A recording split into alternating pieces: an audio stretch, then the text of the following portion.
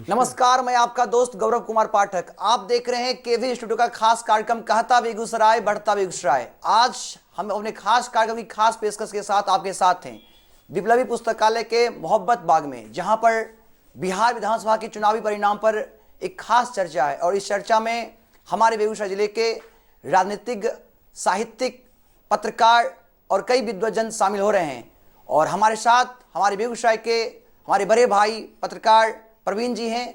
तो आइए इनसे मिलते हैं और इस पूरे कार्यक्रम की रूपरेखा इनके मुखारबिन से सुनते हैं। और साथ ही साथ आज की यह चर्चा आप सबों के बीच होगी और जानिएगा कि क्या रहा इस चुनावी परिणाम में, कौन सा कितना सफल रहा यह सांप्रदायिकता के खिलाफ, कितना सफल रहा धनबल के खिलाफ, कितना सफल रहा यह बाहुबली के खिलाफ, कितना सफल रहा रिश्तेदारी और जो भी इसमें बहुत सारी जो तत्व हुए उनके खिलाफ कितना यह चुनाव सफल रहा।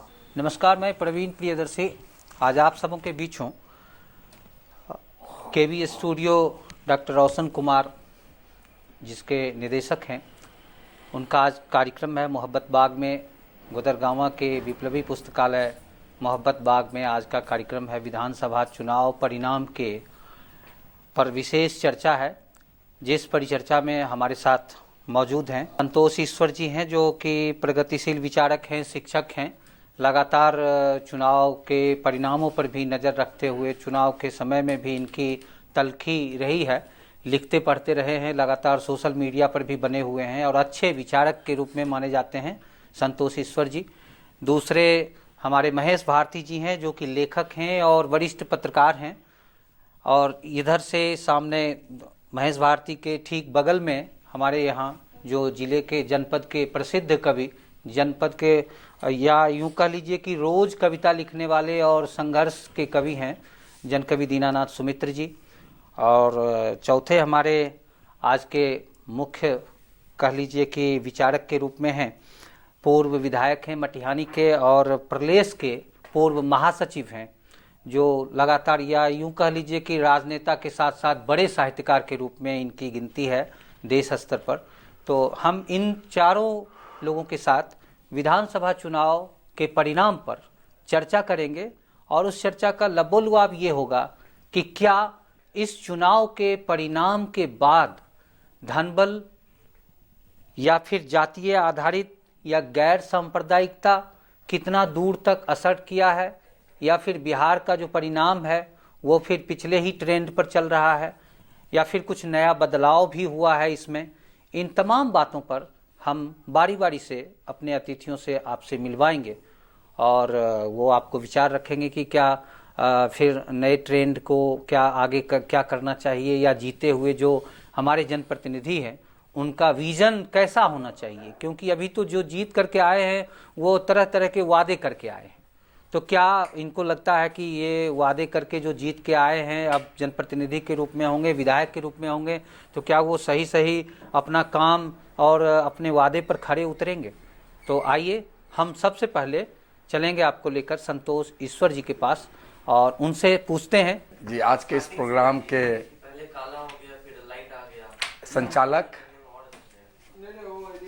पाठक जी, प्रवीण जी को मैं धन्यवाद देता हूं इस अवसर के लिए। और मैं इस प्रोग्राम में अपने मुख्य विचारक श्री राजेंद्र सिंह राजन जी, मैं भूतपूर्व महासचिव प्रदेश और हमारे साहित्यकार और हमारे बहुत में नेता भी रहे हैं बहुत बड़े, और आज भी निर्विवाद रूप से मानवता की सेवा में लगे हुए हैं। और हमारे जनकवि हमारे पड़ोसी भी हैं और इनका हम लोग रोज़ इनके कविता को पढ़ते हैं। हमारे ये विचारों का, ये गरीबों के शुभचिंतक के रूप में इनका कविता आते रहता है और हमारे साथी के रूप में और छोटे भाई कहें या बहुत अच्छे पत्रकार माने जाते हैं, अच्छे विचारक भी हैं, बहुत सारे कावड़ पर भी और कई पत्रकारिता तो में लगे रहे हैं। तो मैं इन लोगों का अभिनंदन भी इसमें करता हूं और अपने साथ में और सब लोगों का आभार व्यक्त करता हूं कि इस अवसर पर हम लोगों के जैसे भी कुछ विचार रखने वाले को मौका दिया गया है। तो मैं आप लोगों का धन्यवाद। तो आदरणीय संतोष जी, आप बिहार के चुनाव परिणाम को बहुत ही नज़दीकी से देख रहे होंगे और काफ़ी उठापटक भी है। महागठबंधन के लोग बहुत ही खुशीपूर्वक थे जिस समय चुनाव का परिणाम आ रहा था उस दौर में कि सरकार इनकी बनेगी, लेकिन इनका सीट भी कुछ कम हो गया। तो आप इस चुनाव परिणाम को, पूरे बिहार के चुनाव परिणाम को किस तरीके से देखते हैं? हमारा देखिए, मैं एक चीज़ इसमें बोलना चाहूँगा कि आज दीपावली भी है और बाल दिवस भी है। तो रास्ते में देखा कोई केले का वृक्ष के लेके बेचने जा रहे हैं, कोई दीप बेच रहे हैं, कोई संठी बेच रहे हैं, लेकिन इनकी यही हालत है। चुनाव का जो फासला है लोगों के, गरीबों के प्रति और जनतंत्र के प्रति, कि सब लोग पेट्रोल पंप पर बैठ के अंबानी नहीं बन सकता है, तो वो गरीब ही रह गए और वो अंबानी भी बन रहे हैं। तो यही चुनाव का उद्देश्य जो है, आज तक जो चुनाव हम लड़ रहे हैं, हम जिसके लिए संघर्ष कर रहे हैं, वो कल लोग बाजार में भीड़ लगाए हुए थे। एक जंगल साफ कर रहा था हमारे यहाँ, गरीबों को देखा। तो कहाँ है आवाम जो है उस पर्व में, त्यौहार में और इस जनतंत्र के महापर्व में किस तरह संवेदनशील हैं, कितना संवेदनशील है, ये एक मुख्य मुद्दा है। और उनको कितना भागीदारी और लाभ मिल रहा है, ये अभी भी संकट में। अब तो लगभग अभी जो सीन बन रहा है पूरे बिहार का, तो उसमें फिर एनडीए की सरकार बनना लगभग तय दिख रहा है। जी, वो तो है। तो इसमें आपको क्या अपेक्षा है सरकार से? क्या लगता है आपको कि पिछली बार से बेहतर काम होगा या फिर किस तरह का काम होगा, या जनता किस उम्मीद से देख रही है उनको? देखिए, जनता तो बदलाव चाह रही थी और जनता ने बड़ा हौसला से, मैंने बहुत जगह घूमा, गांव-गांव, शहर देहात में भी, परिवार के अलग होके, किसी व्यक्ति के साथ में अलग अलग हमने कई जगह गया। लोगों में एक बदलाव की भावना थी, वो चाहते थे कि ऊब चुके थे बदलाव हो। लेकिन जो पूंजीवादी व्यवस्था था, जो वर्तमान सरकार थी, वो चाहता था कि गरीबों का वोट भी लें, लेकिन उस पर मेरा लगाम रहे। और इसलिए नीतीश कुमार जी का भी कमजोर होना ये थोड़ा सा लग रहा है कि और विकट समय और संकट आने वाला है कि पूंजीवादी जो चाबुक है वो तेज होगा। और गरीबों का जो रुझान था उसको हम महासंगठन के लोगों ने सही ढंग से परखा नहीं। लगा जैसे वर्षा हो रहा है, जल्दी वर्षा हो रहा है, फसल समेट लें। तो कुछ जो तालमेल हुआ वह व्यक्ति क्या कहते हैं, केंद्रित हो गया, व्यक्तियों के केंद्र पर चला गया और जन भावनाओं को लोगों ने ध्यान नहीं दिया। जो आप देख रहे हैं विधान परिषद का चुनाव, और आपके जिला में भी हुआ है, जो थोड़ा सा उथल पुथल हुआ, बछवाड़ा लें, हरलाखी लें, या जहाँ या बेगूसराय लें, बहुत सारे बातें हैं इसमें। आप लोग बड़े सभी लोग हैं, हमारे बहुत अनुभवी और विद्वान लोग हैं बैठे, इस पर अपना मत देंगे। आज के इस गपशप कार्यक्रम में हमारे बीच दूसरे अतिथि मौजूद हैं, महेश भारती जी, जो पत्रकार भी हैं, वरिष्ठ पत्रकार हैं, लेखक हैं, और ख़ास करके कांवर पर इनका लगातार, और राजनीतिक हाल का चुनाव को देखा जाए तो सोशल मीडिया पर लगातार इनका जो है लेख आते रहा है। जनता को मार्गदर्शन देने का काम या सचेत करने का काम इन्होंने किया है। तो उसके बाद अब तो चुनाव खत्म है और परिणाम भी सामने है, तो क्या लगता है कि अब मैं इनसे कुछ जानना चाहूँगा कि क्या परिणाम जो बिहार विधानसभा का आया है, वह परिणाम जनता के लिए अगले 5 साल तक के लिए सकारात्मक रहेगा या फिर वह किस दिशा में काम होगा? इस संदर्भ में हम इनसे जानना चाहेंगे। बिहार का यह चुनाव जो पिछले महीने हुआ, एक बड़ा चुनाव था। और चुनाव खास तौर पर होता है जनमत का ज्ञान, जनमत हासिल करना। बिहार की जनता ने जनमत दिया। 2 बड़े गठबंधन जो जातीय पार्टी और जातीय समीकरण के गठबंधन थे, उनके बीच मूल रूप से यह चुनाव हुआ। और जाति और जातीय समीकरण में लिपट कर ही पूरा चुनाव अभियान भी उसी ढंग से चला। और शुरुआती दौर में जो गठबंधन बने, बड़े दलों ने भी वो कटपिस पार्टियों के साथ मिलकर गठबंधन किया। एक तरफ कांग्रेस जैसी बड़ी राष्ट्रीय पार्टी, राजद जैसे क्षेत्रीय पार्टी और वाम पार्टियों के साथ गठबंधन किया। दूसरी तरफ भारतीय जनता पार्टी जो राष्ट्रीय पार्टी है, उसने बिहार के सत्ताधारी जनता दल यू जो क्षेत्रीय पार्टी है, और फिर दो छोटी छोटी जातीय पार्टी, हम पार्टी जीतन राम मांझी की और मुकेश सहनी की पार्टी के साथ समझौता किया।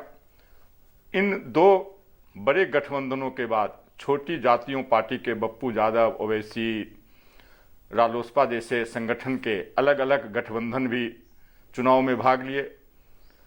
पिछले 1967 से देश में जो नकारात्मक राजनीति चल रही थी, पहले कांग्रेस हटाओ की राजनीति थी, और जिसे लोहिया जी ने गैर कांग्रेसवाद के नाम से चलाया, वह राजनीति इस देश में 29 वर्षों तक चलती रही, 1996 ईस्वी तक। और 1996 से इस देश में गैर भाजपा हटाओ और देश बचाओ, और पहले कांग्रेस हटाओ देश बचाओ। तो जो कांग्रेस हटाने वाली पार्टियां थी वो कांग्रेस को तो हटा नहीं सकी, लेकिन अपने क्षेत्रीय स्तर पर सिमट गई, सोशलिस्ट पार्टी वगैरह।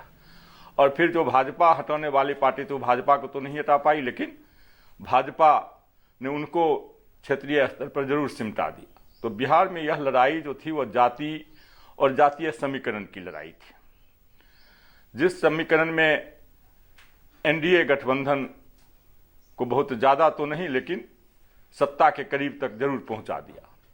और दूसरी जो लालू यादव के बेटे तेजस्वी प्रसाद यादव के नेतृत्व में गठबंधन था, उसको सीटें तो बहुत मिली, लेकिन जिसने एक हवा बनाया था कि बिहार में गठबंधन की सरकार, उसकी गठबंधन की सरकार बन जाएगी महागठबंधन के नाम से, वह और वाम पक्षी पार्टियां जो थी वह भी उसके साथ थी।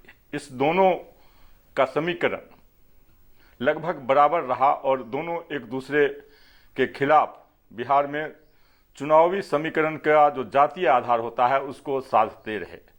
इस साधने में एक बड़ी बाधा बन के आई जो भाजपा के साथ या एनडीए के साथ जनता दल यू और भाजपा का जो गठबंधन था, और राष्ट्रीय स्तर पर जो गठबंधन है एनडीए का, उसमें जो रामविलास पासवान की पार्टी लोक जनशक्ति पार्टी थी, वह जो इनके साथ राष्ट्रीय स्तर पर था, बिहार में उसने जदयू के खिलाफ अपना अभियान चलाया और वो उसके उम्मीदवार जदयू के खिलाफ खड़े हो गए।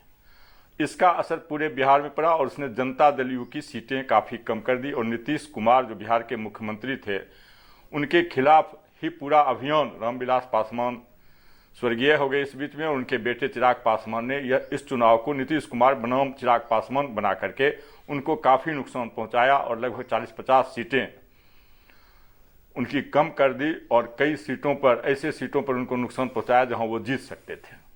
तो इस समीकरण ने थोड़ा महागठबंधन को ताकत तो दी, लेकिन उसके बाद भी महागठबंधन सत्ता में के नज़दीक तक नहीं पहुंच पाया। इसका एक परिणाम यह हुआ। दूसरा जो परिणाम बिहार के चुनावों से स्पष्ट है कि जो लड़ाई लालू यादव के जंगल राज जो 1990 से लेकर 2005 ईस्वी तक था, उसको लेकर के नीतीश कुमार और भाजपा का जो गठबंधन था वो आक्रामक रहा और लोगों को यह बताता रहा कि जंगल राज फिर वापसी नहीं हो। और लालू के बेटे जो 1990 का सिचुएशन था जिसमें वाम पक्ष उस समय भी उसके साथ थे, और फिर कांग्रेस उस समय अलग थी और उस समय लोग कांग्रेस के खिलाफ लड़ रहे थे, इस बार उनकी लड़ाई भाजपा के खिलाफ थी। तो वाम पक्ष, कांग्रेस और राजद का जो गठबंधन था वह बिहार में बदलाव की बात कर रही थी कि 15 वर्ष जो नीतीश कुमार की सत्ता है, जो तथाकथित सुशासन और उसके साथ भ्रष्टाचार का जो घालमेल था, उसको हटा करके हमारी सरकार यहाँ आएगी।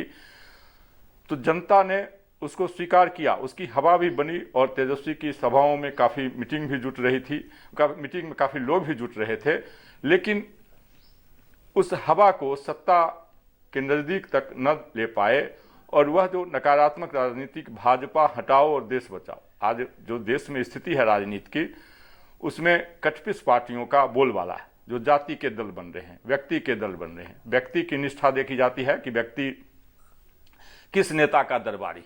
अब नेता कार्यकर्ता नहीं होते हैं, अब नेता कि दरबारी ही नेता बन रहे। अब कार्यकर्ताओं की किसी दल में पूछ नहीं है।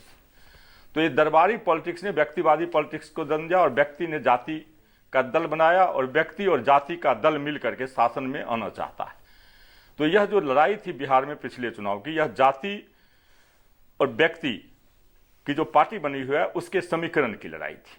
मूलतः यह लड़ाई उसकी थी और इस लड़ाई में जो एनडीए का गठबंधन था इसने बाजी मार ली और जो महागठबंधन था जिसके साथ वामपंथ था या और लोग था, सीटों का फायदा हुआ लेकिन वह कमजोर पड़ गया और इसका एक दूरगामी असर भविष्य की राजनीति पर पड़ेगा, जो राजनीति भारत की राजनीति पर भी पड़ सकता है। और नकारात्मक राजनीति को जो विकास की बात, जैसे नौकरी की बात उठाई दोनों पक्ष ने, भाजपा ने कहा 19 लाख लोगों को नौकरी देंगे, तेजस्वी यादव ने कहा 10 लाख लोगों को, लेकिन लोगों को यह डर लगा रहा कि ये नौकरी देंगे तो कहां से। जो राजनीतिज्ञों की देश में या राज्य में स्थिति थी उसमें सरकारी नौकरियां थी नहीं। तो इस तरह की चीजों को लोगों ने नकार करके जातीय और जाति समीकरण पर वोट दिया। आप बेगूसराय का ही आकलन ले लें तो यहां देखेंगे किस तरह से जातीय समीकरण पर वोट।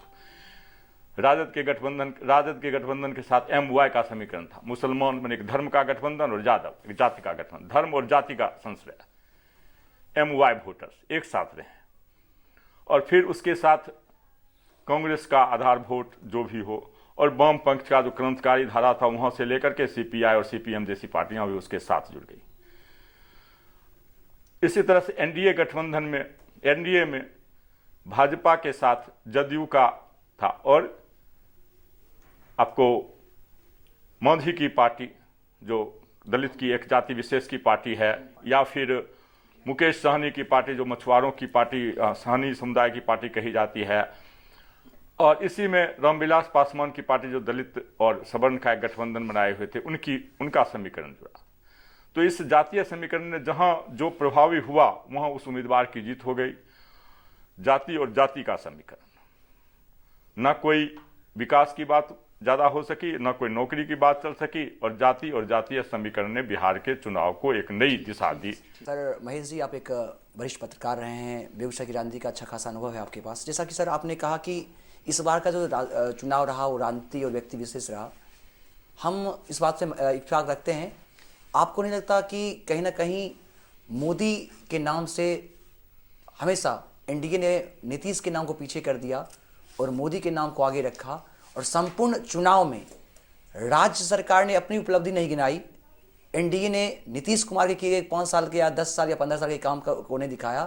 केंद्र में जो केंद्र की सरकार ने जो काम किया है, चाहे वो उज्ज्वला योजना हो या बहुत सारी जो योजनाएं चल रही हैं, उस योजनाओं के नाम पर सरकार की उपलब्धियां गिनाई। और कहीं ना कहीं आपको नहीं लगता कि जो महिलाओं का जो वोट था, चूंकि आपने बात कहा कि तेजस्वी के साथ महागठबंधन के साथ MY का जो समीकरण था उसमें एक और Y जुट गया था, वो यूथ था।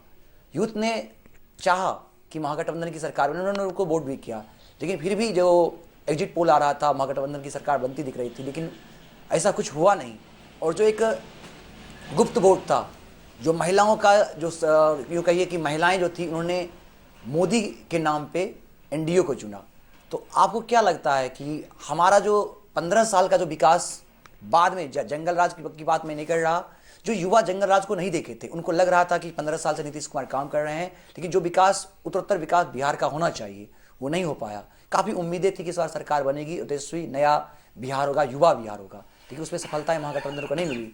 तो क्या लगता है कि एनडीए, चूंकि एक पत्रकार के नाते आपको लगता है कि एनडीए सफल रहेगा उस नई बिहार को बनाने में, जहां पर रोजगार होंगे? चूंकि सड़कें, पानी, बिजली ये तो हैं, लेकिन आज भी बेरोजगारी में बिहार भारत में सबसे पहला स्तर रखता है। आज भी शिक्षा जो है भारत में बिहार का, उसमें सबसे नीचे है। तो क्या लगता है कि हमारी ये जो हमारे बिहार का जो स्तर है, क्या हम इसको ऊंचा उठा पाएंगे? इसको कैसे देखते हैं?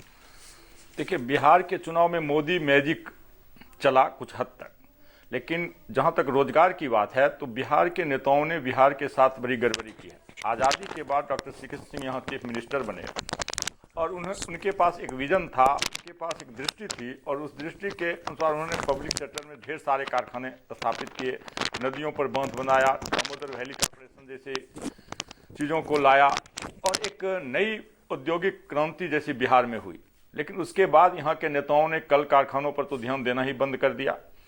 यहाँ के विकास में के सिस्टम को छोड़ दिया गया और जाति समीकरण ही ज़्यादा फोकस हो गए यहाँ की राजनीति में। और यह दृष्टिकोण 1967 के बाद की राजनीति में आया और तब से कुल मिलाकर के यहाँ की राजनीति उसी पर केंद्रित रहती है।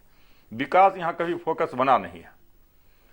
यहाँ कल कारखाने लगाने कोई कारखाना लगाया भी नहीं, खासतौर पर 1990 के बाद यहाँ दशक में कुछ काम नहीं हुआ। इधर नीतीश कुमार ने 2005 के बाद बिहार में कुछ सड़कें, कुछ पुलों का निर्माण कराया, कुछ विकास के द्वार खोले, लेकिन बिहार के अनुरूप या बिहारी समाज के अनुरूप या बिहारी बेरोजगारी के अनुरूप वह नहीं हो सका। बिहार में इतने लड़के पढ़े लिखे हैं, इतना रोजगार का संकट है कि यहाँ के लोग पूरे देश में जाकर काम कर रहे हैं। दिल्ली, कलकत्ता, बम्बई से लेकर जहाँ चले जाइए बिहारी लेबर आपको मिलेंगे, प्रवासी मिल जाएंगे।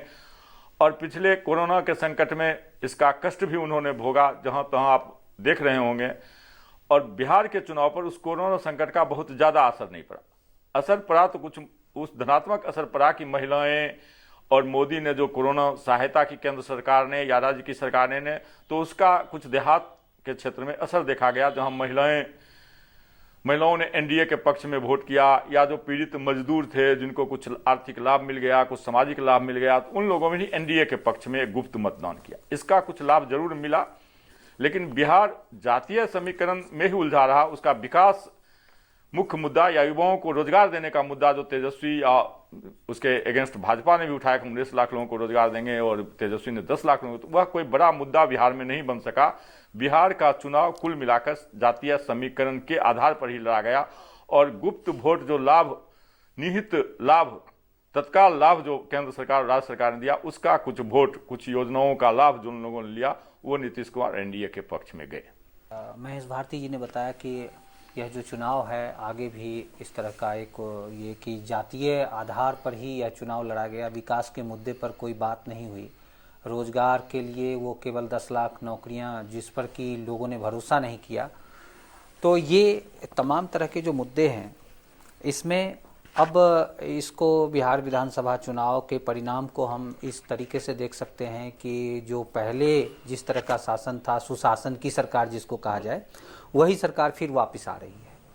तो इसमें हम क्या उम्मीद कर सकते हैं? एक लेखक, एक पत्रकार को सरकार से क्या उम्मीद करना चाहिए? इस लिहाज से हम चलते हैं आज के बेगूसराय के हमारे स्टूडियो में अभी मौजूद हैं मोहब्बत बाग में जनकवि दीनानाथ सुमित्र। तो उनसे हम जानते हैं कि क्या बिहार में जो नई सरकार है उससे युवाओं में कुछ अपेक्षा हो सकती है, उनकी अपेक्षाएं पूरी हो सकती हैं जो अगली सरकार बन रही है, या फिर 5 साल तक उनको फिर से इंतजार करना पड़ेगा?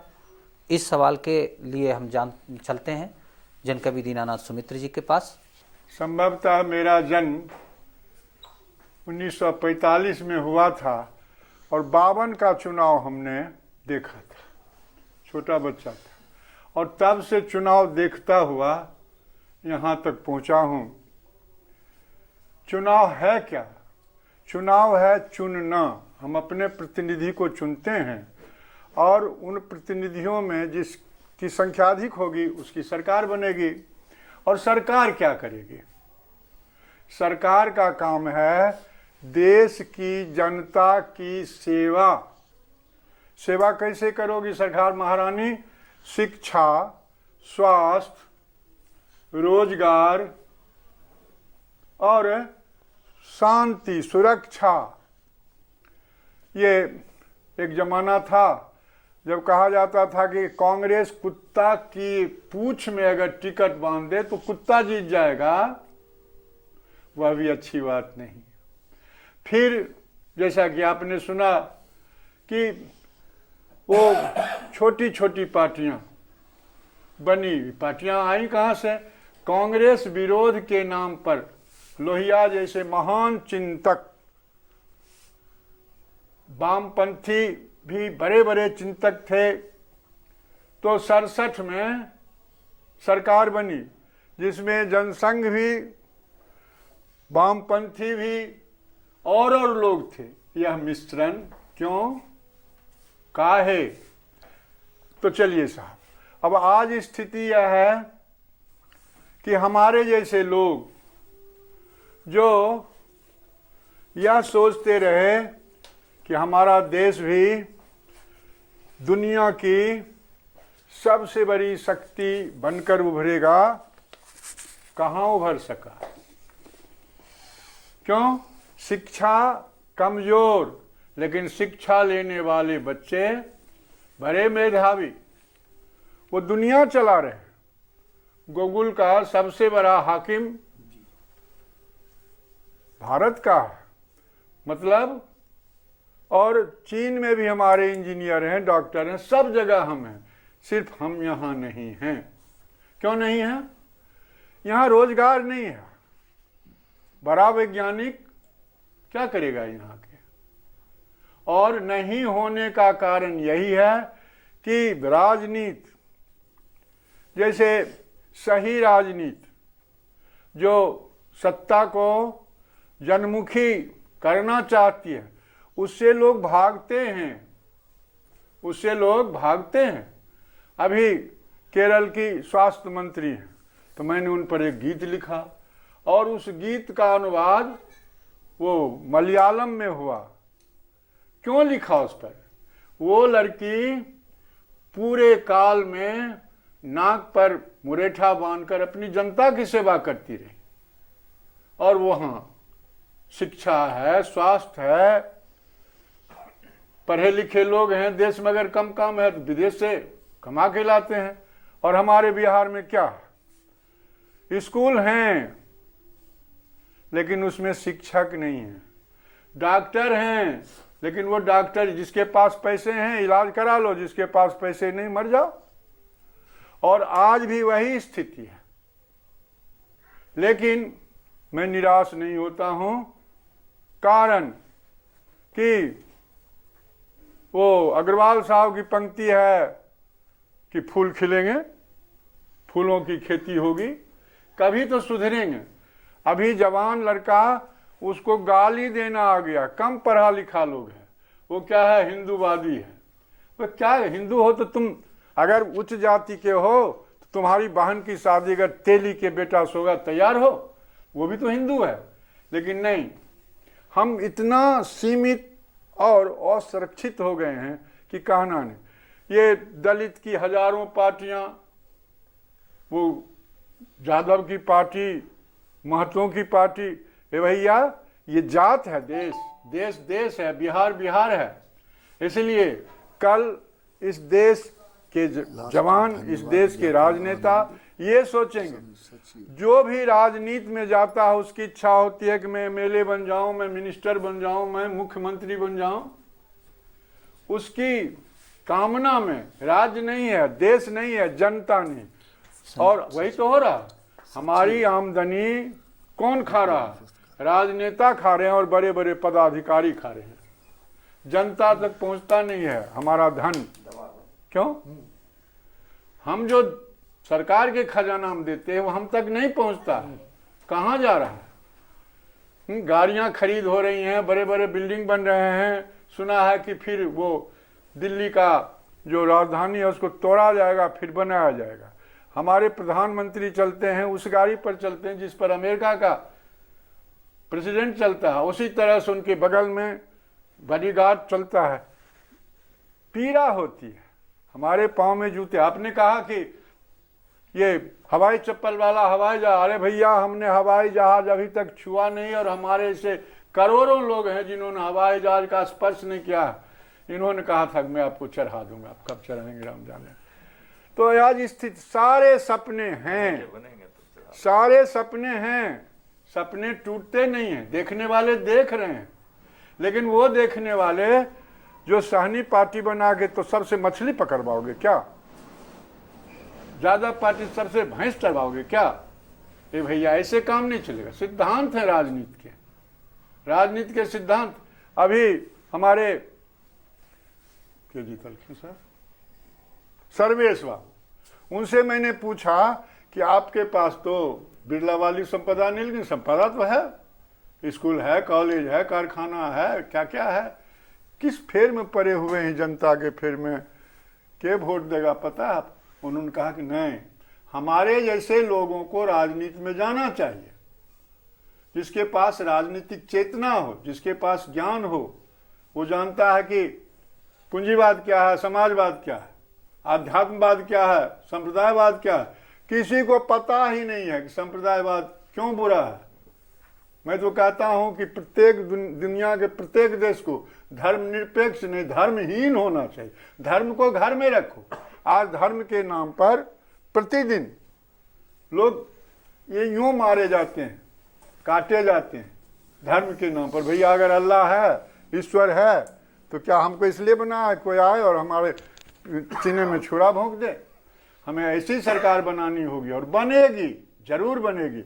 आप जितने नवयुवक हो, हम भी नौजवान थे तो हम भी इनकलाब जिंदाबाद कर रहे थे, और जब कर रहे थे तो कुछ कुछ हो रहा था जी। आज क्या स्थिति है कि आज जाके जितने भी राजनीतिक दल हैं, जाके उनको ऑफिस में जाइए, 2 आदमी नहीं मिलेगा। अब मिलेगा कब? जब नॉमिनेशन होगा और जब तक वोट होगा तब तक मिलेगा। ये राजनीति नहीं, राजनीति को जनता तक जाना होगा, जनता को राजनीति तक आने की जरूरत नहीं है। धन्यवाद। एक सवाल है, ये गौरव जी आपसे करेंगे। जैसा कि सर आप साहित्य के हमारे बेगूसराय के दिनकर कहे जाते हैं सर। जैसा कि मुझे याद है, एक बार नेहरू जी संसद में ज़्यादा समय लड़खड़ा गए थे और दिनकर ने उनको गिरने से बचाया था, और उसमें नेहरू जी ने कहा था कि जब जब राजनीति लड़खड़ाती है, साहित्य उसको सहारा देता है। सर मैं आपसे ये जानना चाहूँगा, जैसे कि बार बार आपने जिक्र की वर्तमान परिदृश्य की, आम आदमी की, सिद्धांत की। सर एक प्रश्न मेरा मन में उठ रहा है, क्या लगता है आपको नहीं लगता कि जिस सिद्धांत की बात की जाती है सिर्फ बातें होती हैं, राजनीति में अब सिद्धांत का कोई स्थान रहा नहीं? जिस साम्यवाद की चर्चा होती है, समाजवाद की चर्चा आप भी कर रहे थे, आम जनमानस की चर्चा कर रहे थे, उसमें कोई जाति नहीं होती थी, उसमें गरीबी होता था। लेकिन आज गरीबी में भी जाति देखी जाती है, गरीबी में भी धर्म देखा जाता है। चूँकि आप कवि हैं, जन कवि हैं, लोगों के कवि हैं, और आम जनमानस के बारे में सोचते हैं, मानवता की हितैषी हैं। सर आपको नहीं लगता कि जितनी भी राजनीतिक पार्टियां हैं, मैं किसी एक खास पार्टी की ओर इंगित नहीं कर रहा हूं, आपको नहीं लगता हर पार्टी अपने राजनीतिक लाभ के लिए, अपने राजनीतिक पूरी सेकने के लिए कहीं ना कहीं इसका लाभ ले रहे हैं? बात नहीं है। आज भी राजनीति में ऐसे लोग हैं या थे। चलिए एक उदाहरण देता हूं, रामरतन सिंह जी का। वो मुखिया बने, जिला परिषद के सदस्य बने, एमएलए बने, और एक बार एमएलए मारे, 2 बार। और बिहार में अगर कोई सबसे ज्यादा वोट लेके जीता तो वही वामपंथी है। क्यों? उनका जनता से जुड़ाव है, जनता के ही समस्याओं से निरंतर वो जुड़े रहे, इसलिए स्थिति। जहां मैं बैठा हुआ, ये जो मोहब्बत बाग है, ये मोहब्बत बाग कैसे बन गया भाई? एक राजनेता ने बनाया ऐसे। ये जो विप्लवी पुस्तकालय देख रहे हो, जो मंदिर है जिसे देश विदेश के लोग देखने आते हैं, ये कैसे बन गया? वह उसी सिद्धांत का असर है, जिस सिद्धांत से लोग भाग रहे हैं। सिद्धांत का वजन बहुत होता है, हर किसी से उठता नहीं है, उठेगा भी नहीं। मैं यहाँ एक हेडमास्टर साहब की वो सेवानिवृत्ति हो रही थी, उसमें मुझे भी बुलाया गया था। तो दाढ़ी उड़ी देख के एक बच्ची मुझे बहुत स्नेह से खिला रही थी खीर पूरी। मैंने पूछा कि कहाँ घर है बेटा? उसने कहा मटिहानी। तो मटिहानी तो यहाँ कैसे पढ़ने आए? यहाँ अच्छी पढ़ाई। क्यों अच्छी पढ़ाई होती है? अगर हमारा विधायक चाह ले कि हमारे क्षेत्र में अच्छी पढ़ाई हो तो क्यों नहीं पढ़ाई होगी? विधायक के पास सिद्धांत नहीं है, उसको 1.5 लाख रुपया मिलता है, वहाँ बंगला है, गाड़ी तो तुरते किन लेता है भैया, सरकारी देती है, अपने सुख में लगा हुआ है। जनता के दुख को उसे परखना होगा, देखना होगा, और तब होगा। इतने बड़े बड़े लोग जिनको हम नमन करते हैं, जिनको याद करते हैं, वो कौन थे? कार्यानंद शर्मा के नाम से हम क्यों प्रेरित होते हैं? सूरजदा के नाम से हम क्यों प्रेरित होते हैं? ए भैया घर नहीं बना उसका है? और आज आप एमएलए बन लीजिए, होशियार हैं तो कल आपका फार्म हाउस होगा, बड़े बड़े शहरों में आपकी बिल्डिंग होगी और आप करोड़पति हो जाएंगे। उनके पास सिद्धांत नहीं, इसलिए वो सर ये होशियार नहीं, उसको चालाक कहिए। जो लोग बना दोनों लेते एक हैं ही वो चीज। चालाकी है उनकी। हाँ, सब कुछ सीखी हमने, न सीखी हाँ, होशियारी। जी, जी। और सच है दुनिया वालों कि हम हैं जी। अनाड़ी। तो मैंने कहा कि यही है, सिद्धांत बहुत वजनी होता है। जैसे मैं हूं, मेरे पास एक सिद्धांत है, मैं भी ठेकेदारी कर सकता था, मैं भी आपको ठग सकता था कि चलिए मैं मेरे साहब अपने हैं, मेरे मित्र हैं, है ना, राजन जी ये काम करवा दूंगा। ये मैंने नहीं किया, पूछे कभी गया इनके पास। तो यही है, लोग लाभ के चक्कर में है, और राजनीति में लाभ का चक्कर नहीं। अरे गांधी जी को देखो ना, कोट वाला आदमी, हैट वाला आदमी, उघार दे जिंदगी बिता दी उसने, किसके लिए? और उसको भी लोग गाली दे रहे हैं। कैसे गाली दे रहे हैं, क्यों गाली दे रहे हैं?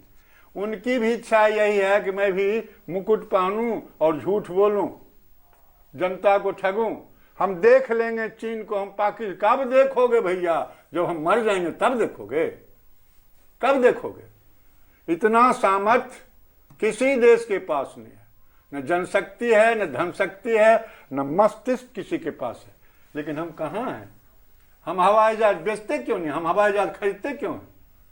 क्यों? 70 साल में हमारे पास लोहा, हमारे लोहा से जापान हो गया, हमारे कोयला से चीन हो गया, और हमारा लोहा कोयला कहाँ जा रहा है? ये कौन सोचेगा? सोचना उन्हीं को है। हम तो अपनी कविता हम लिख देंगे, पढ़ेगा कोई तो बेचारा एमएलए मिनिस्टर है जो कुछ कर देगा। यही स्थिति है। ठीक है। सवाल है कि अभी आपके जिले में कई स्कूल हैं, यहीं देखिए, जाके देखिए, पढ़ाई होती है, गांव के लोग देख रहे हैं, मुखिया जी देख रहे हैं।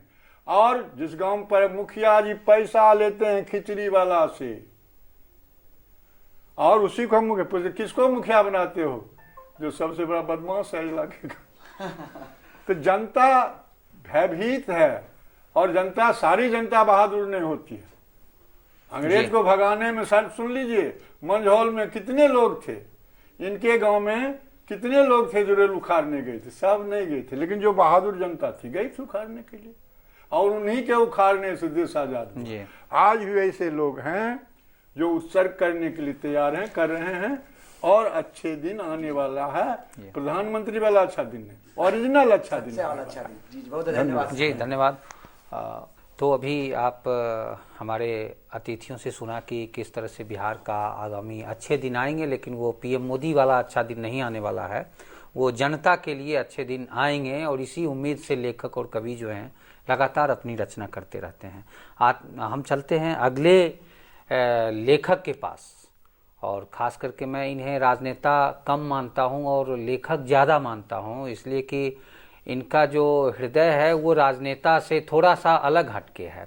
ये हमारे प्रदेश के पूर्व महासचिव हैं, राष्ट्रीय महासचिव हैं, और मटिहानी विधानसभा से 3 बार विधायक भी रह चुके हैं। तो हम इनसे जानेंगे बिहार विधानसभा के चुनाव परिणाम के बारे में। तो सबसे पहले एक मुख्य सवाल जो अभी हाल का सवाल है बिहार के लिए, कि एक तरफ तो सामने है सीन की महागठबंधन की सरकार नहीं बन रही है, और दूसरी तरफ एनडीए जो है फिर से नीतीश कुमार की सरकार बनने जा रही है। ये लगभग तय हो चुका है। बावजूद इसके कल परसों से लगातार जिस समय से चुनाव परिणाम आया है, महागठबंधन में घमासान है, और इस बात को लेकर कि चुनाव आयोग पर भी उंगली उठ रही है कि क्या चुनाव आयोग ने कुछ धांधली की है। और आरोप भी है महागठबंधन के जो नेतृत्व में तेजस्वी यादव हैं, उनका कहना है कि पोस्टल बैलेट में हेर फेर हुई है, चुनाव आयोग ने मेरे साथ गड़बड़ी किया है। और 20 सीट पर, ऐसे 20 सीट पूरे बिहार के हैं जिस पर कम मतों के अंतर से जीत हासिल नहीं हो पाया, और ये चूक गए हैं। और वो कम मत जो है वो हर हाल में चुनाव आयोग ने धांधली किया है, जिसकी जांच होनी चाहिए। चुनाव आयोग से अपील भी की है, मनोज झा ने किया है, केंद्रीय नेतृत्व में है वो। तो मैं चाहूँगा कि आदरणीय हमारे राजन जी इस पर अपना, चूँकि ये महागठबंधन के साथ थे पहले से, चुनाव के समय भी एक अभिभावक की भूमिका में थे, तो मैं इनसे जानना चाहूँगा कि क्या सचमुच चुनाव आयोग और उसके ऑफिसर्स ने कुछ गड़बड़ी की है, या फिर जो है ये हार का थोड़ा सा वो होता है कि हारने के बाद लोग तरह तरह की बातें करते हैं, क्या वो बातें हैं क्या? सबसे पहले तो धन्यवाद। और जो ये केवी स्टूडियो के टीम हमारे साथ हैं, गौरव पाठक जी आए हुए हैं, तो ये दोबारा यहाँ आए हैं और आज आए हैं समवेत रूप से 5, जिसमें से कोई पत्रकार हैं, कोई साहित्यकार हैं। राजनीति से तो सबों का सरोकार है, इसलिए कि राजनीति से अलग अगर कोई साहित्य को समझता हो तो वो साहित्य को कूड़े में परिणत देखना चाहता है या साहित्य को निष्प्राण बनाना चाहता है। इसलिए जितने यहाँ लोग हैं सबों के भीतर एक राजनीतिक चेतना है और उस चेतना की अभिव्यक्ति आप यहाँ देख रहे थे कि जब वो अपनी अपनी बातें रख रहे थे, इस संदर्भ में आई आपके सामने। अब परवीन जी ने एक बहुत ही छूता हुआ सवाल उठाया है कि क्या चुनाव आयोग के द्वारा गड़बड़ी हुई। बिहार के चुनाव में जो राजद का आरोप है कि 20 सीटों में अगर गड़बड़ी नहीं होती तो वो जीतते और आज उनकी सरकार बनती।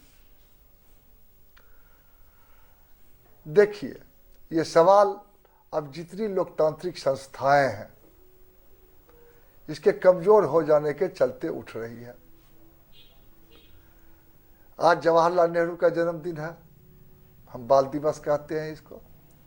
जवाहरलाल नेहरू ने, और उनकी जो भी कमियां रही हों, लेकिन सबसे बड़ी खूबी थी कि इस देश के अंदर लोकतंत्र को मजबूत किया, लोकतांत्रिक संस्थाओं का जन्म दिया और लोकतांत्रिक संस्थाओं को स्वतंत्रता दी कि संप्रभुता के साथ हुए आचरण करें और काम करें। और इसलिए उस समय में जो चुनाव के दरमियान ये आरोप नहीं लगते थे कि घोटाला हुआ, गड़बड़ी हुई और इनको जिता दिया गया, उनको हरा दिया गया। इसलिए कि उस दौर में जो भी संस्थाएं थी जिसे लोकतंत्र ने, संविधान ने अधिकार दिया था, उस अधिकार के साथ वो आचरण करते थे। कमोबेश कहीं होता होगा, सत्ता हमेशा से अपने पक्ष के लिए कुछ न कुछ गड़बड़ी करती ही रही है और आगे भी करेगी। कोई ये नहीं कहेगा कि हम जब सत्ताधीश थे हमारे दौर में ऐसा नहीं हुआ। लेकिन जो जवाहरलाल नेहरू की चर्चा हमने की, उस दौर में चुनाव आयोग की स्वतंत्र हैसियत थी और चुनाव आयोग ने जो चुनाव कराए उसमें पूरे देश के अंदर चुनाव हुए नीतिगत आधार पर, जिसकी चर्चा गौरव जी ने की कि राजनीति और धर्म ये क्या सरोकार है कि राजनीति में धर्म का समावेश इस रूप में हो गया कि आज सांप्रदायिक आधार पर चुनाव हो रहे हैं, मुद्दे गायब हो गए हैं और सिद्धांत विहीन राजनीति प्रधान बन गई। यही गौरव जी आपका सवाल था। क्या उस दौर में आप देख लें कि आप सिद्धांत विहीन राजनीति नहीं देखते थे। सभी जो जितनी पार्टियां थी वो पार्टियां सिद्धांतों के आधार पर चुनाव लड़ रही थी और जो पाकिस्तान बना उसकी राजनीति धर्म के नाम पर देश बनाने की थी और हिंदुस्तान के अंदर अंग्रेजों ने इस देश की एकता को तोड़ने के लिए एक और अगर आरएसएस और विश्व हिंदू परिषद यानी हिंदू महासभा उस वक्त थी, उसका जन्म दिया, तो ठीक उसी के साथ जिसके नेता सावरकर थे और ठीक उसी के साथ उसने मुस्लिम लीग का जन्म दिया जिसके नेता आगे चल के जिन्ना बने, जिन्होंने पाकिस्तान बनाया। इसलिए धर्म को राजनीति के साथ जोड़कर पाकिस्तान जो बना, तो वो भी आज देख रहे हैं कि वहाँ फौजी शासन कायम है, लोकतांत्रिक पद्धति इतनी कमजोर पड़ गई है और बांग्लादेश भी उससे अलग हो चुका है। ये लोकतांत्रिक पद्धति को कमजोर करके अगर कोई धर्म के नाम पर राजनीति चलाए तो उसका असर पाकिस्तान जैसा होगा। और इसीलिए हमारे रहनुमाओं ने राष्ट्र के जो उस वक्त के जितने कर्णधार थे, उसमें महात्मा गांधी का नाम लीजिए, वो महान धार्मिक थे, पूजा पाठ करते थे, लेकिन कहीं से भी धर्म को राजनीति में आने नहीं दिया। और जवाहरलाल नेहरू एक जो इस देश के अंदर धर्मनिरपेक्षता और लोकतंत्र को स्थापित करने का था, इसके लिए वो संकल्पित थे। और इसलिए आप देखे होंगे 1952 में जब बोट क्लब दिल्ली में 23 लोग मारे गए, क्यों? गौहत्या पर रोक लगाओ।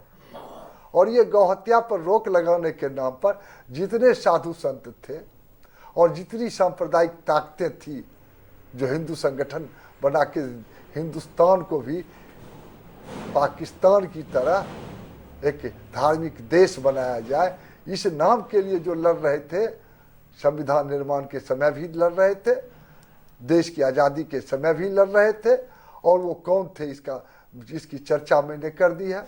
और इसीलिए वो लोग धार्मिक उन्माद पैदा करने के लिए गाय को सामने लाए थे, इंसान उनके सामने नहीं था। और जवाहरलाल नेहरू ने अपने चुनाव क्षेत्र में कभी प्रचार नहीं किया था, लेकिन उस क्षेत्र के लोगों की एक मांग हो गई कि आज तो धार्मिक उन्माद पैदा किया जा रहा है और जवाहरलाल नेहरू देश बचाने में लगे हैं, चुनाव ही हार जाएंगे। लेकिन जवाहरलाल नेहरू ने कहा कि मैं चुनावी प्रचार में अपने क्षेत्र नहीं जाऊंगा। वो फूलपुर क्षेत्र था, मजबूर कर दिया गया तो गए और मंच पर पहुंचते ही एक ही वाक्य कहा, इस देश को राजनीतिक चलाएंगे या ये साधु संत, और उतर गए। कहा देश में धर्मनिरपेक्षता रहेगी या सांप्रदायिकता। और इस आधार पर चुनाव हुआ और 1952 के चुनाव में हाशिए पर चली गई आरएसएस, विश्व हिंदू महासभा और इस देश के अंदर और जो अन्य सांप्रदायिक ताकतें थी, मुस्लिम लीग भी। और इसलिए सांप्रदायिकता चाहे हिंदू हो कि मुसलमान, दोनों समान रूप से घातक है लोकतंत्र के लिए और देश के भविष्य के लिए। इसलिए आज सिद्धांत कमजोर पड़ गया, इसलिए कि नेता कमजोर पड़ गए, नीतियों के आधार पर चलने वाली पार्टियां कमजोर पड़ गई। और इस कारण से आप देख रहे हैं कि जिसकी चर्चा किया हमारे साथियों ने, वो क्या चर्चा किया कि आज व्यक्ति आधारित पार्टी है, जात आधारित पार्टी है, धर्म आधारित पार्टी है। और ये धर्म और जातियों के सिक्के के आधार पर, व्यक्ति के आधार पर, परिवार और वंश के आधार पर जो राजनीति चल रही है, उसका प्रभाव बिहार में हुआ। और जब ये होगा तब नीतिज्ञ नहीं जाएंगे, विचारवान लोग नहीं जाएंगे और विचारधारा आधारित राजनीतिक पार्टियां कमजोर पड़ जाएगी। अगर बिहार के चुनाव को आप आज मुद्दा बनाकर चर्चा कर रहे हैं, गपशप में हम लोग शरीक हैं, तो क्या इस आंकड़ा को आपने देखा है कि आपके बिहार विधानसभा की कुल सीट 243 है और इसमें सबसे ज्यादा आपराधिक चरित्र का व्यक्ति कितना है, इसकी संख्या है 163। 50% से कितना ज्यादा हो गया महेश जी? और इसलिए 243 में 163 अपराधी हैं। 68% आबादी विधानसभा में अपराधियों की है। और ये अपराधी ऐसे वैसे नहीं है, ये बाहुबली भी है।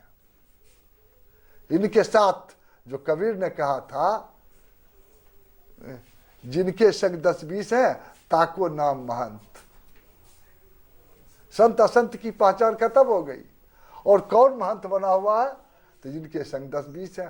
तो कबीर ने तब कहा था 450 साल पहले, और आज हम उसको देख रहे हैं, ये भविष्य दृष्टा था। और इसीलिए आज जो 68% अपराधी हैं, सबसे ज्यादा संज्ञेय दफा कितने लोगों पर है? 215 पर। ये संज्ञेय अपराध। राजद में कितने हैं? राजद के अपराधी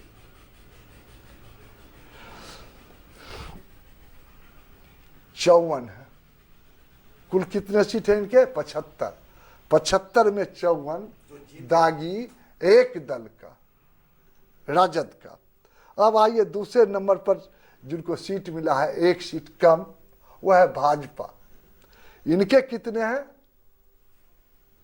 तो जैसे सीट इनको कम मिला तो अपराधी भी इनके यहाँ उसी अनुपात में कम है कि 47।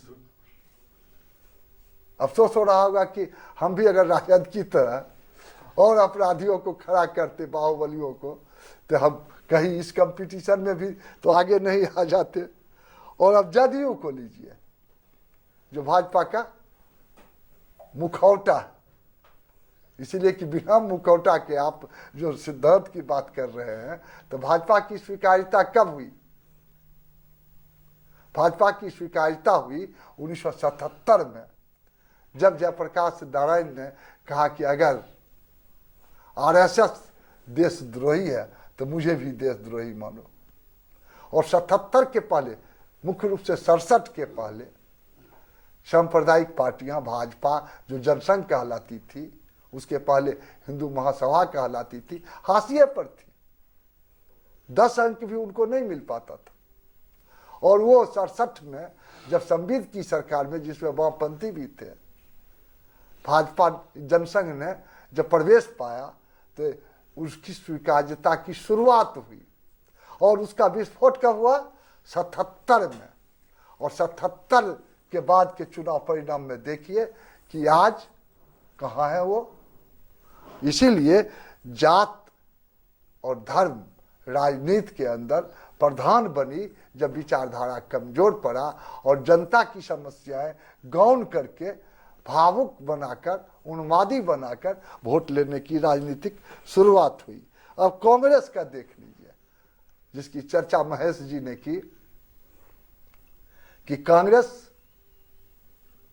को इन्होंने जो देखा है अपनी नजरिए से, तो देखिए कांग्रेस के पतन का कारण क्या है।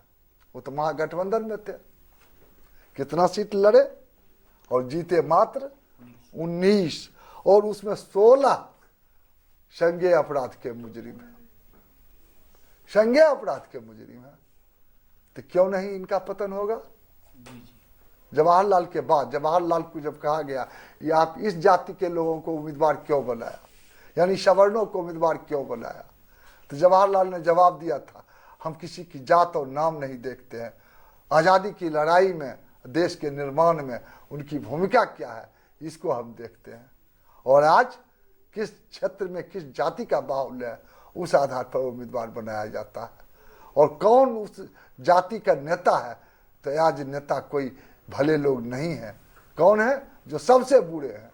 और इसीलिए कांग्रेस के अंदर 19 में 16 हैं। अब माले के अंदर जो 10 हैं, ये अपराधी नहीं कहे जा सकते हैं, इसीलिए कि आंदोलन के मामले में इनके ऊपर मुकदमे हुए और तरह तरह के दफा इनके ऊपर लगाए गए। हो सकता है 1-2 हो, लेकिन ये 10 जो है ये कहीं से भी अपराधी नहीं है। अब देखिए एक और नई पार्टी, एक नई शक्ति के रूप में उभरी, जिसने राजद के पीठ में घुसपैठ किया।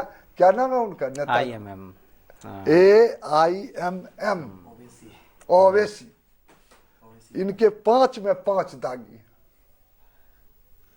तो इसीलिए अब आपको मैंने बता दिया कि राजनीतिक तौर पर आप इस आंकड़े से निष्कर्ष निकालिए कि आज पार्टियों के अंदर नीति और विचार अगर होते तो क्या ये उम्मीदवार होते?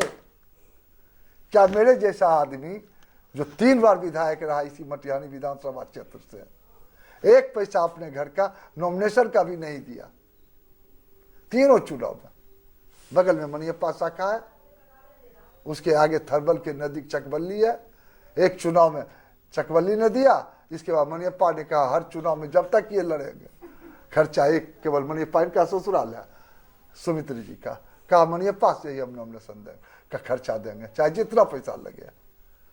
और किसी शाखा ने 1 नया पैसा हमसे न मांगा, साइकिल और पैदल प्रचार किया और हम खटारा एक गाड़ी एक साथी की थी, मंगनी मिल गई थी, उससे प्रचार करके चुनाव लड़ते थे। चुनाव जनता के साथ संपर्क के लिए मोटरसाइकिल लिया था। आज क्या संभव है? और इसीलिए आप देखिए कि कितने करोड़पति बिहार के चुनाव में जीते हैं। तो अब ये सुमित्र जी चुनाव में खड़ा हुए, जमानत जब्त हो गई। जमानत जब्त हुई थी सुमित्र जी। ये दीनानाथ सुमित्र, जिनको हम लोग साहित्य के क्षेत्र में क्या मानते हैं कि बेगूसराय की एक पहचान। फणीश्वर नाथ रेणु, समाजवादी भी, जयप्रकाश आंदोलन के एक सेनानी भी, कितनी बार जेल गए पता नहीं, लिखा अमर रचनाएं दी और चुनाव लड़े, जमानत जब्त। और बेनीपुरी एक बार विधायक बने और देख लिया कि पैसे की ताकत प्रधान बन रही है, चुनाव लड़ना छोड़ दिया। इसलिए अब करोड़पतियों की तादाद देखिए, 194, 163 थे बाहुबली अपराधी, और करोड़पति कितने हैं? 194। कितने में? 243 में 194। भाजपा में कितने करोड़पति हैं? 75, 74 में 65। राजद में 74 में 64।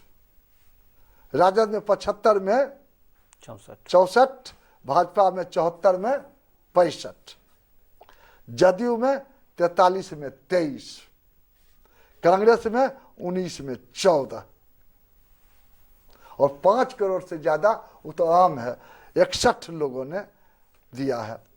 और इस आधार पर आप देख सकते हैं जे वामपंथियों की क्या स्थिति? वामपंथियों में कोई है ही नहीं।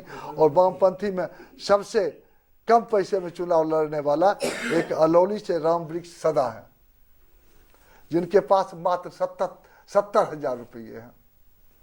और दूसरा अलौली हमारे समीप का पड़ोसी है, और यहाँ कोई उम्मीदवार होगा, अगर मुसहर से होगा तो उसके पास दौलत कहाँ से आएगी? और उनकी दौलत से तो दौलतपति बन गए, जिनसे चिराग आप देख रहे हैं कि अभी बने हुए हैं, जो जलाने का काम कर रहे हैं। बनाने की बात तो वो भूल गए कि अपने भी खाक हो गए, अपने ही चिराग से देह में आग लगा लिया। तो वहाँ धनबली है, वो चुनाव लड़ते हैं। उनके वंश का कोई चुनाव लड़ता तो वहाँ भी आपको करोड़पति होते, लाखपति नहीं। और राम वृक्ष सदा कुल 70,000 वोट, 70,000 रुपये इनकी आमदनी है जो चुनाव आयोग को दिया है। अब वास्तव में होगा।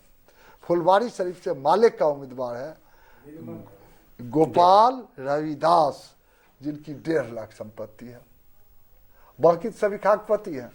और इस आधार पर मैंने एक आंकड़े के आधार पर आपको बताया प्रवीण जी कि कहीं से भी इस राजनीति में विचारधारा नहीं थी।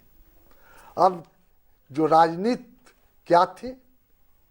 सत्ता पर कब्जा करो, और सत्ता पर कब्जा करने के लिए अगर मोदी ने, जिसका आप देख रहे हैं कि इस चुनाव के अंदर 15 साल जंगल राज की याद दिला दी लोगों को, तेजस्वी ने महागठबंधन को जंगल राज से लोगों का ध्यान हटाने के लिए लालू राबड़ी की तस्वीर भी हटा दी। लेकिन वारिस किसके हैं? उत्तराधिकारी किसके हैं? और इसीलिए अगर उस संपत्ति का आप मालिक है तो संपत्ति से जुड़ी बदनामी का भी आपको मालिक होना ही पड़ेगा। आप उस दाग को धोते, और तब महागठबंधन में आप फोटो नहीं व्यक्तियों को बदलते तो इतने अपराधी और करोड़पतियों को उम्मीदवार नहीं बनाते। और जो गठबंधन किया, इसमें वाम जो जिसके जनाधार को इन्होंने छीना था जातीय आधार पर, वो कई हिस्से में बटा। दलितों को रामविलास जी ने छीना, जो एक पिछड़ों में जो ज़्यादा शिक्षित सभ्य माने गए वो थे यादव और कुर्मी। तो एक को छीना लालू जी ने, दूसरे को छीना नीतीश जी ने। यानी पुराने जनता पार्टी ने जो टुकड़े में बटी व्यक्ति आधारित पार्टी बन गई। समाजवाद जिसकी चर्चा किया महेश जी ने कि सोशलिस्ट पार्टी कमजोर पड़ गई, सोशलिस्ट पार्टी आज है ही नहीं, तो ये नहीं है, उसके पीछे यही कारण है जिसकी चर्चा हमने की। और इस आधार पर आज लालू प्रसाद नहीं भी हैं, लेकिन सबके दिमाग में लालू प्रसाद तेजस्वी के सामने दिखाई पड़े और इसी को भुनाया नरेंद्र मोदी ने एक जादूगर की तरह। इसलिए रोटी रोजगार का सवाल नहीं उठा सकते हैं और इसी सवाल को उठाया नीतीश कुमार ने। अब दूसरा सवाल था आपका, चुनाव आयोग ने गड़बड़ी की, संभव है सत्ताधारी पार्टी ने कुछ गड़बड़ी की होगी, लेकिन अगर ये हार जाते,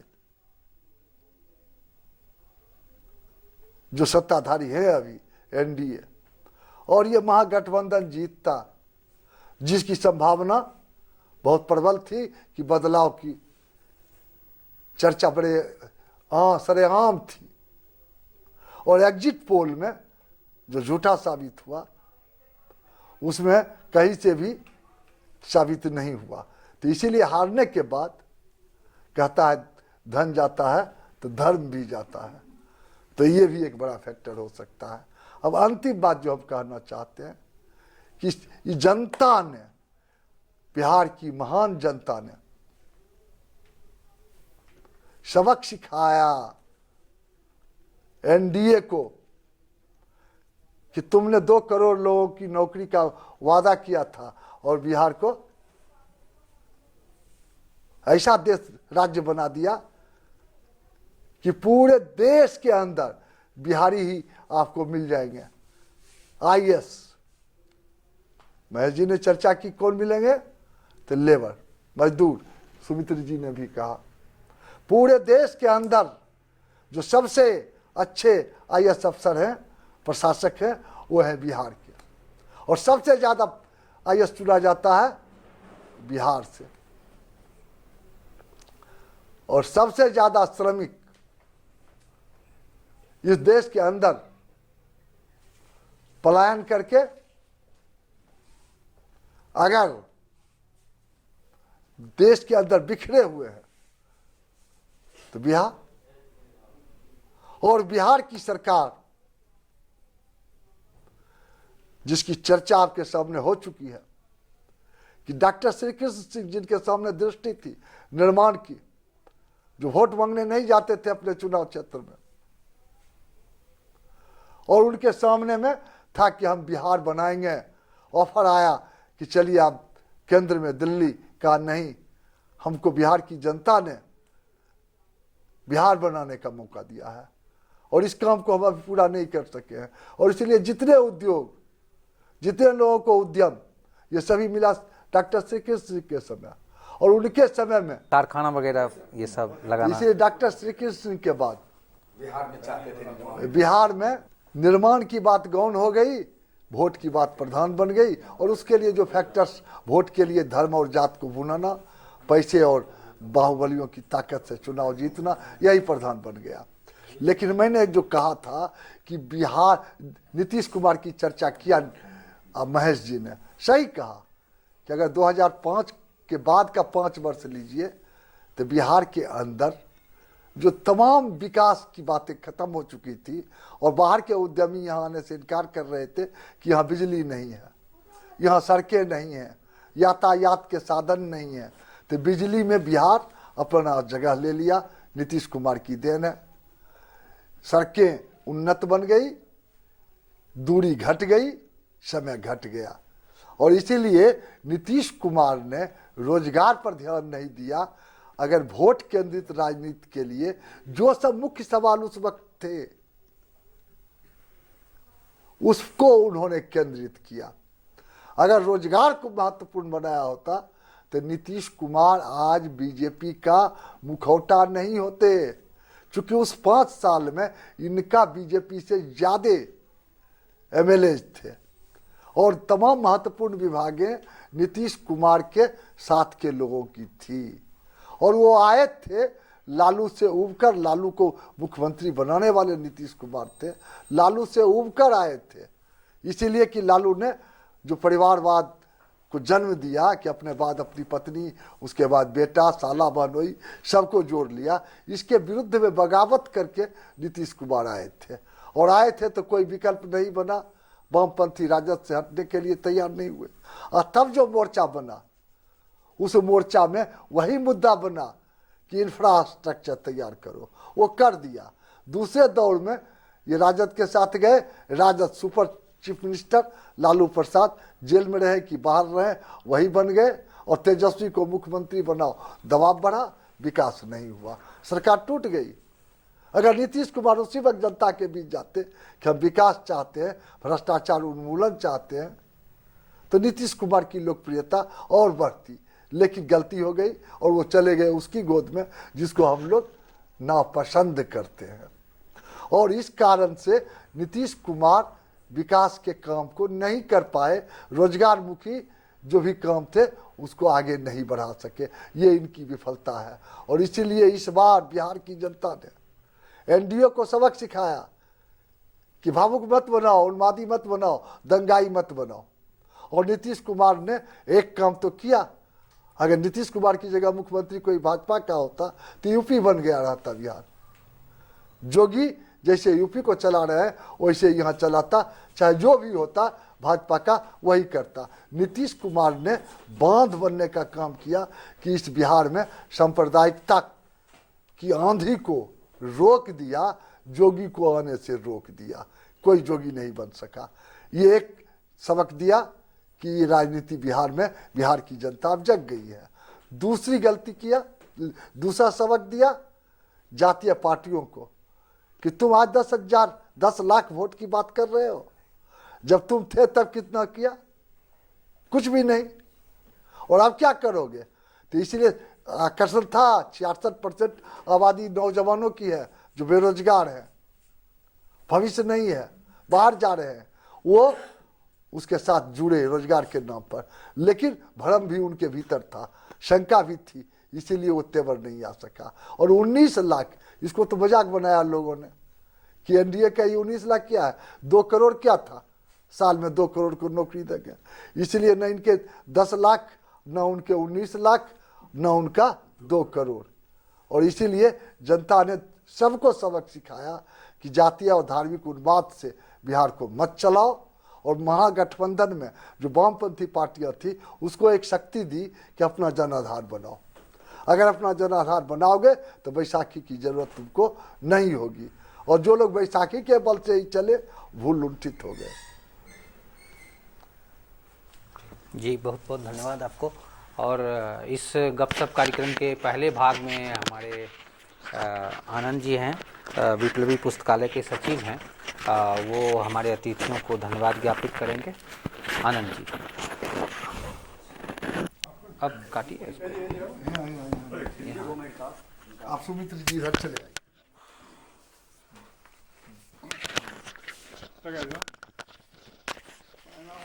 लगा दो ऐसे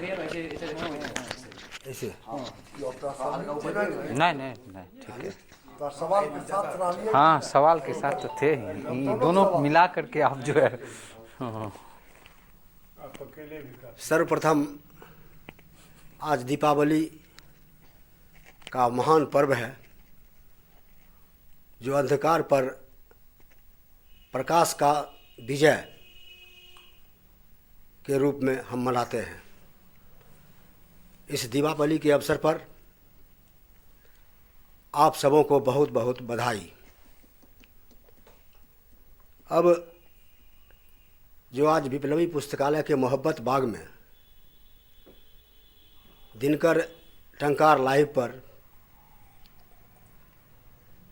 और माध्यम बने केवी स्टूडियो बेगूसराय, जिनके माध्यम से आज जो बिहार विधानसभा चुनाव परिणाम पर जो चर्चा हुई, बड़े गौर से आप ही बोल दीजिएगा। सारे लोगों की चर्चा ये को हम लाइव लोगों ने होगा। सुना। तकनीकी कारणों से कुछ विशेष सर्वप्रथम कारणों से आज नहीं कल होगा। जो दीनानाथ सुमित्र जी सूचना मिल जाए। जो जन कवि हैं और इनका जो अनुभव, फेसबुक पर पुराना अनुभव, लिख कर चुनाव भी लड़े, नहीं नहीं, वो तो दे देंगे, लेकिन आप अपने अनुभव को इन्होंने बताया।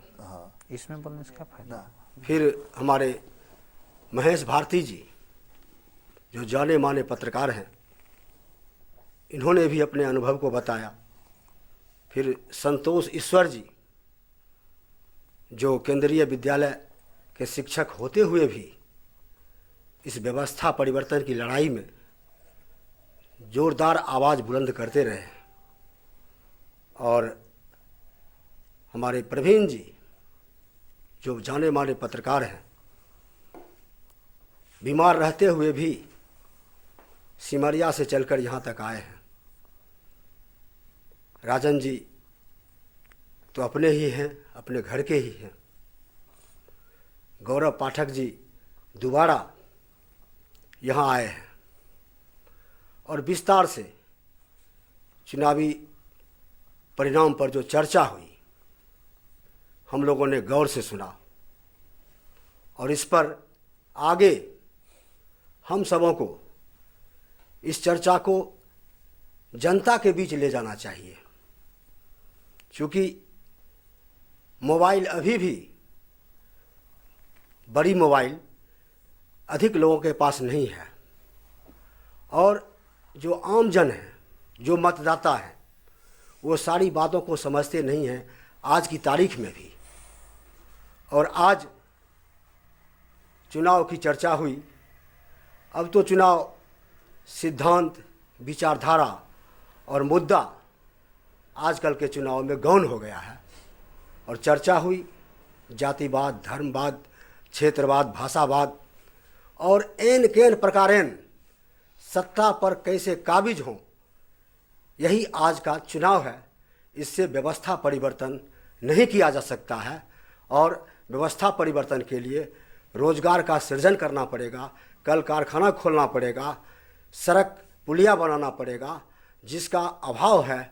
और जो जनता के बीच हमें आज अनुभव हो रहा है, हमें आज खुशी भी है कि 15 साल से जिसने मटिहानी विधानसभा में मतदाताओं के बीच व्यापार किया, मतदाताओं को खरीदने का काम किया, हमें कंगला बनाने का काम किया, हाथ पसारने के लिए मजबूर किया, व्यवस्था परिवर्तन नहीं भिखमंगा बना के छोड़ दिया। आज उसकी हार हुई इन व्यापारी की, जो 15 साल से हमारे बीच व्यापार कर रहे थे और व्यापार करते करते हमें लूटकर अरबपति बन गए। आज बहुत ही खुशी है कि उसकी हार हो गई। इसी तरह से जनता महान है, जनता समझती है।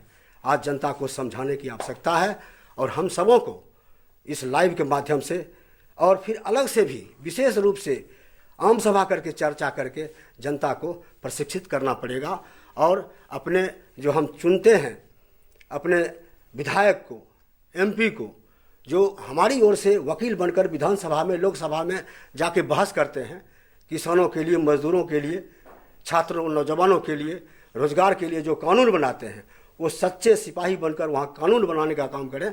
इसी तरह से हम लोग आगे भी इस पर काम करें और इस तरह के उम्मीदवार को, इस तरह के जनप्रतिनिधि को चुनने का काम करें।